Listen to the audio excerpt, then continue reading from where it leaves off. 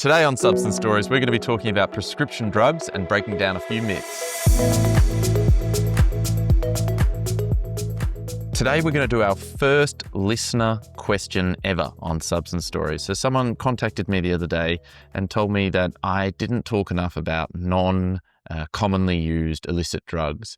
They said, I'm worried about my relationship with prescription medications. And I guess why I don't explicitly talk about this is all substances, in my mind, are substances, whether it's prescribed by your doctor, bought over the counter at a chemist, or bought from a drug dealer, or whether it's an addictive behavior like gambling or compulsive shopping.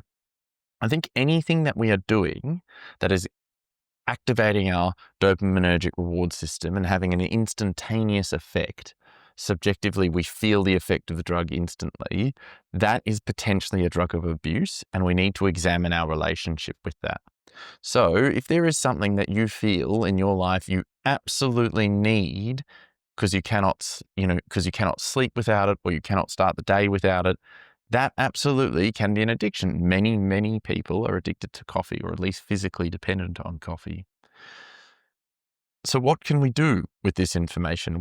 We have acknowledged now that all substances or addictive behaviors are potentially addictive, and we can have an unhealthy relationship with them.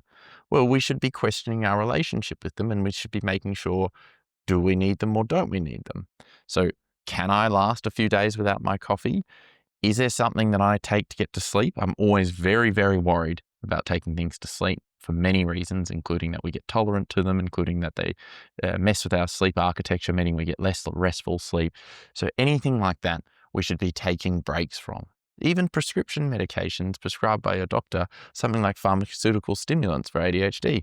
Absolutely, the advice from all prescribers is to take stimulant holidays to prevent tolerance building up, to prevent us needing higher and higher doses for them to work. And acknowledging that whilst these sort of medications can help us with one thing, they also have side effects. There is no magical panacea medication. Pain medications, there's no difference between the opioids prescribed by your doctor for your broken leg and the opioids sold by your drug dealer, for illicit use. The only difference there would be sort of purity and why we're using them. So any medication that we take, or any substance or any addictive behavior, deserves to be questioned. And like I've talked about in a previous podcast, if someone says to you, I'm worried about your relationship with this substance, and you feel yourself getting defensive and angry, you absolutely should be doing something about that. You should be treating any substance like it could be possibly taking over your life, because that's what addiction means. It means to enslave us. So if a substance takes over our life, controls us, if we find ourselves not wanting to, go see our friends and family, or drive, or go to the beach because we'd rather use that substance, I think that's a huge, huge warning sign. Nothing at all special about something that comes from a chemist rather than something that comes from a drug dealer. Hope this was helpful.